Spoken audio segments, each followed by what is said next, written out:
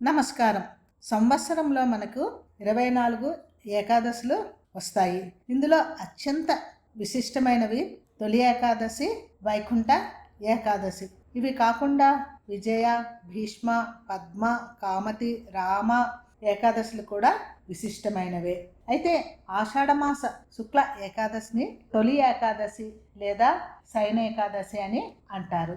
ఈ తొలి ఏకాదశి నుండే దక్షిణాయనం మొదలవుతుంది.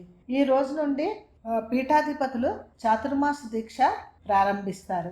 ఈ చాతుర్మాస దీక్షలో వీరు ఎక్కడికి ప్రయాణములు చేయకుండా ఎక్కడ ఉన్నవారు అక్కడే ఉంటారు. దీనికి కారణము ఈ 4 నెలలు ఇంచుమించు వర్షాకాలమే. భూమి నుండి క్రిమికీటకాదులు పుడతాయి. పూర్వము గురుకులములు, ఆశ్రమములు అడవిలో ఉండేవి. ఆశ్రమముల నుండి బయటకు వస్తే వాటి వలన మనుషుల వలన క్రిమికీటకాలకి హాని కలుగుతుందని ఎక్కడికి వెళ్ళేవారు కాదు. ఈ చాతుర్మాస దీక్ష గురించి బ్రహ్మ వైవర్త పురాణంలోని ఉంది. ఈ తొలి ఏకాదశి పండగ గురించి కూడా ఈ బ్రహ్మ వైవర్తన పురాణంలోని ఉంది.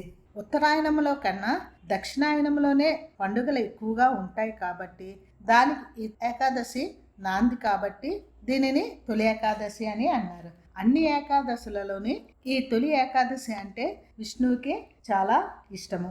ఒక కథ ప్రకారము తొలి ఏకాదశి నుండి కార్తీక శుద్ధ ఏకాదశి వరకు విష్ణుమూర్తి పాతాళలోకంలో బలిచక్రవర్తి వద్ద ఉండి వస్తాడు.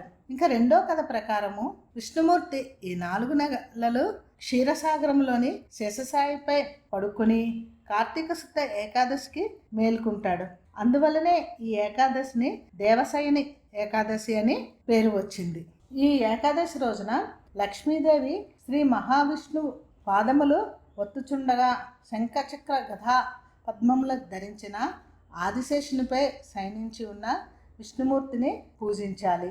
చైత్రమాసము మొదటి నెల కదా, అయితే తొలి ఏకాదశి ఆషాఢంలో ఎలా వచ్చింది అనే అనుమానము వస్తుంది.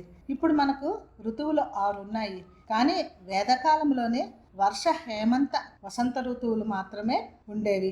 ఈ 3 ఋతువులు సంవత్సరంలో 4 నెలలు చొప్పున ఉండేవి. సంవత్సరము వర్ష ఋతువుతో ఆరంభమయ్యి ఆషాఢ మాసం సంవత్సరంలో మొదటి నెలగా ఉండేది. అందుకు ఆషాఢ శుక్ల ఏకాదశిని తొలి ఏకాదశి అని అన్నారు. ఈ రోజు కొన్ని ప్రాంతాలలో పేలాల పిండిలో బెల్లం తినే ఆచారము కనిపిస్తుంది. ఈ రోజు రైతులు నాగలి, గుణపం వంటి పరికరాలను పూజిస్తారు. ఆషాఢ శుద్ధ ఏకాదశిన శయనించిన విష్ణుమూర్తి కార్తీక శుద్ధ ఏకాదశి రోజున మేలుకుంటాడు. అందుకనే కార్తీక శుద్ధ ఏకాదశిని ఉత్థాన ఏకాదశి అని అంటారు. సంవత్సరంలో 24 ఏకాదశులను చేసినా చేయకపోయినా ఆషాఢ శుక్ల ఏకాదశి నుండి కార్తీక శుద్ధ ఏకాదశి వరకు ఉన్న 8 ఏకాదశులను నిష్ఠతో చేస్తే మంచిది. అయితే ఈ ఏకాదశులు ఎందుకు చేయాలి అనే దాని వివరణ ఈ విధంగా ఉంటుంది. జాతక కుండలిలో ఎవరికి బుధ మహాదశలో ఇబ్బందులు కలుగుతాయో లేదా జాతక కుండలిలో బుధుని యొక్క స్థితి ఎవరికి మంచిగా ఉండదో అలాంటి వారు ఈ ఏకాదశులను చేయటం వలన బుధుడి నుండి వచ్చే ఇబ్బందుల నుండి మనము ఉపశమనం పొందుతాము.